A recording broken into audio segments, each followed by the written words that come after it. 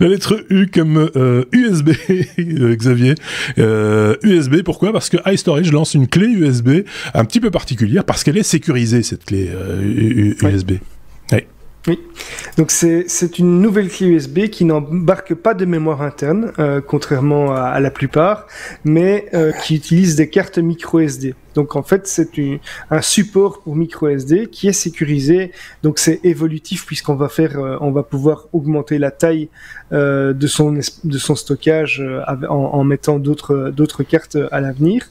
Avec une petite nuance quand même, c'est que la DataShare SD, qui est le nom de cette clé USB, est compatible uniquement avec des cartes micro SD propriétaires. Donc on ne pourra faire évoluer cette clé qu'avec les micro SD de la marque. Alors, pour revenir sur la clé en elle-même, elle est dotée d'un processeur de chiffrement à 256 bits qui est conforme aux standards militaires. Donc ça, c'est pour l'aspect sécurité. Et il y a également un clavier pour entrer un code d'accès qui est protégé par un fourreau. La clé est compatible avec tous les systèmes d'exploitation. Elle est étanche, elle est IP68.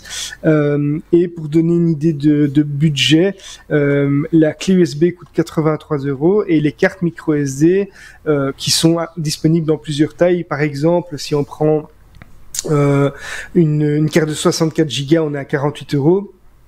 Une carte de 256 Go, on va être à 120 €.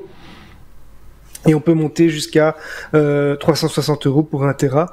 Pour le moment, il y a des cartes plus petites, un peu plus grandes, etc. Alors, je me pose, moi, juste une question. Donc, j'ai bien compris que c'était conforme aux standards militaires, mais il y a des outils de chiffrement logiciel. Est-ce que, c'est une question, hein, est-ce que c'est réellement plus sécurisé que une clé sur laquelle on a mis un algorithme aussi puissant que celui qui est utilisé ici? Est-ce qu'il y a une différence parce que c'est protégé par un code d'accès? Alors il y a la protection d'étanchéité, ça c'est pas nouveau, hein. On fait des clés comme ça depuis un bon moment. Mais au niveau sécurité, je sais pas, t'as peut-être plus de... Un avis là-dessus, Monsieur Seb? Non, je veux dire, la crypto que tu pourras mettre sur la clé ici, ou ce que tu pourrais mettre sur un fichier qui est dans un conteneur sur la clé, c'est la même chose. Je pense que la différence vient probablement de la facilité d'utilisation, c'est-à-dire que si le tout est dans la clé et comment tu la connectes, tu mets le code et que ton host la reconnaît comme étant une clé normale et accès au fichier tout à fait en clair, ça facilite beaucoup de choses que plutôt que d'avoir un client sur ton PC qui ouvre le conteneur, qui lui te permet d'avoir accès au fichier. Tu pourrais pas l'utiliser sur des devices autres qu'un PC Windows. Nous, on réfléchit à un PC Windows. C'est facile, tu as des outils pour Linux, tu as des outils pour OS X, etc. Si tu prends de l'industriel, c'est peut-être pas aussi évident. Là, ce serait la clé USB protégée, on va dire universelle, celle qui peut être utilisée sur n'importe quelle machine, en fait. Ouais, et tu sais que tu as toujours le même algo. Voilà, après, ça utilise un code PIN, donc ok, c'est aussi... si tu peux voir combien de caractères tu peux mettre dessus.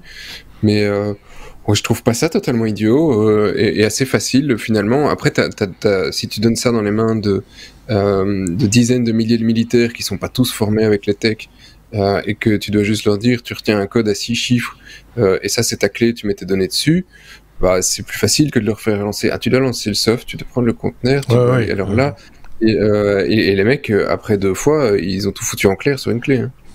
Clairement, c'est justement ça, ce type de problématique-là, je pense que ça évacue ce genre d'outil. Ouais. C'est que on n'a plus besoin de savoir ce qui se cache derrière, comment ça fonctionne derrière.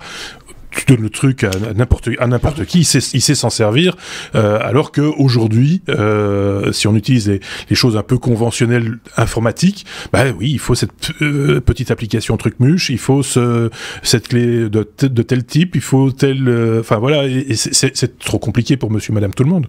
Et pour un militaire, je t'explique pas. Pardon. Après, il faut voir comment c'est protégé, parce que si c'est juste protégé par le code clavier, et que le code clavier va être d'office bien plus facile à craquer que le chiffrement de 156 bits.